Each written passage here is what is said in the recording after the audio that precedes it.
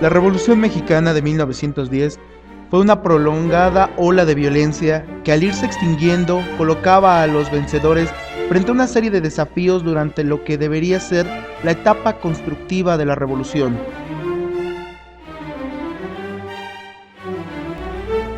Entre estos desafíos se contaba también la necesidad de crear un nuevo mecanismo político que llenara el vacío dejado a raíz de la destrucción del prolongado y eficaz régimen porfirista.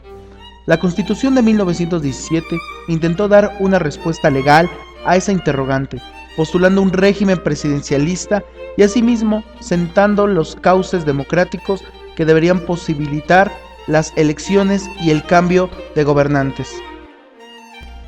Pero el México que emergía de la revolución, con su tradición de violencia, con su estructura social y con su liderazgo político-militar, no podía ver en esa constitución más que un criterio legalista irrelevante, en gran parte a la realidad histórica del momento.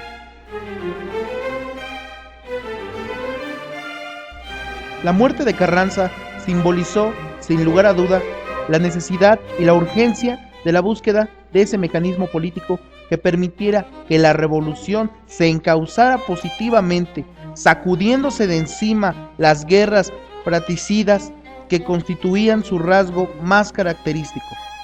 Adolfo de la Huerta, Francisco Serrano, Arnulfo Gómez, la reelección de Álvaro Obregón, Plutarco Elías Calles y el Maximato son nombres, hechos y distintos trágicos que constituyen hitos dramáticos y trascendentes en la búsqueda de ese mecanismo político salvador.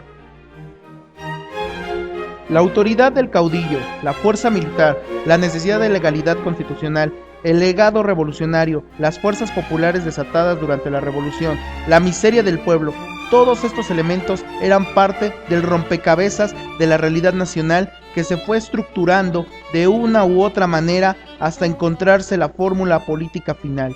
Y estos elementos tenían nombres propios: los caudillos, Carranza, Obregón, Calles, las fuerzas militares, Serrano, Amaro, Escobar, Almazán y muchos más.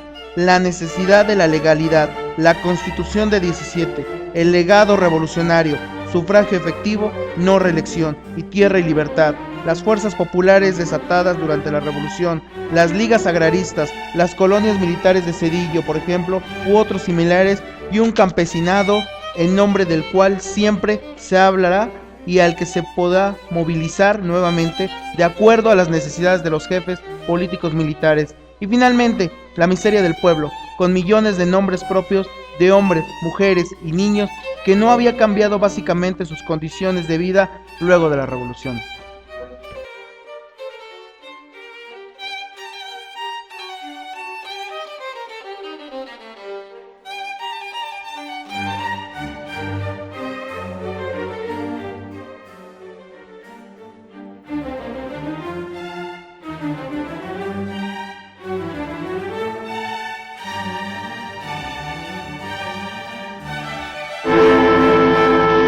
Un día recibimos la noticia: en Chinameca acababan de asesinar a Zapata. El asesino, Guajardo, le había tendido una emboscada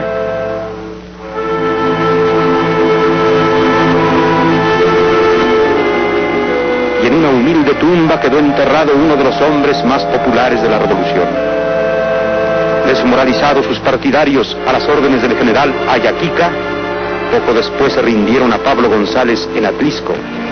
No le tocó ver ya al tío Luis el asesinato de Francisco Villa, el hidalgo del Parral, cuando iba en un automóvil con su lugarteniente Trillo. El diputado Salas Barraza, asesino de Villa, hizo declaraciones a los periodistas mientras un montón de tierra y 3 pequeñas coronas cubrían los restos de uno de los hombres más valientes de la revolución. Álvaro Obregón se convirtió en presidente constitucional de México a la medianoche del 1 de diciembre de 1920. Durante su mandato intentó concluir el proceso de pacificación nacional que inició Adolfo de la Huerta y comenzó la repartición de tierras a los campesinos del Estado de México y Morelos como parte de su proyecto de reforma social. Parte de su gobierno impulsó la creación de distintos aspectos culturales y educacionales, Uno de ellos que fue la Secretaría de Educación Pública, dirigida por Vasconcelos y creada en 1921, y que daba pie a tener grandes beneficios como las escuelas de arte y oficios, donde se enseñaba estas disciplinas a los jóvenes y en ocasiones también a los adultos. Promocionó a los artistas plásticos y les otorgó espacios para realizar sus obras, como Diego Rivera, José Clemente Orozco y David Alfaro Siqueiros. En la política, Obregón intentó mantener el control y equilibrio de las fuerzas políticas imperantes en el país, principalmente del ejército. Por ello concedió la amnistía a Francisco Villa y Saturnino Cedillo, y a cambio de rendirse y colaborar en la estabilidad del país, les otorgó tierras, producto del reparto agrario. Otra de las preocupaciones del gobierno obregonista fue obtener el reconocimiento de los Estados Unidos, ya que en este caso de una nueva revuelta armada en su contra, Obregón debería usar el apoyo de los Estados Unidos. Y esto se logró a través de un proceso que vino primero con los convenios de la Huerta Lamont y después sucesivamente en los tratados de Bucareli. Estos tratados convenían en tres aspectos. El primero, los estadounidenses podían obtener aspectos agrícolas expropiados y que se pagaran en abonos en la inteligencia de que la superficie afectada no fuese mayor de 1.755 hectáreas. 2. Se formaría una comisión que revisara las reclamaciones que se habían acumulado desde 1868, tratando por separado las que se hubieran originado durante la Revolución. 3. Con referencia al petróleo, los comisionados mexicanos aceptaron que el artículo 27 no fuera retroactivo en cuanto a la nacionalización de los hidrocarburos, siempre que los propietarios o arrendatarios hubieran efectuado antes de 1917 un acto positivo que demostrara su propósito de buscar y extraer el combustible.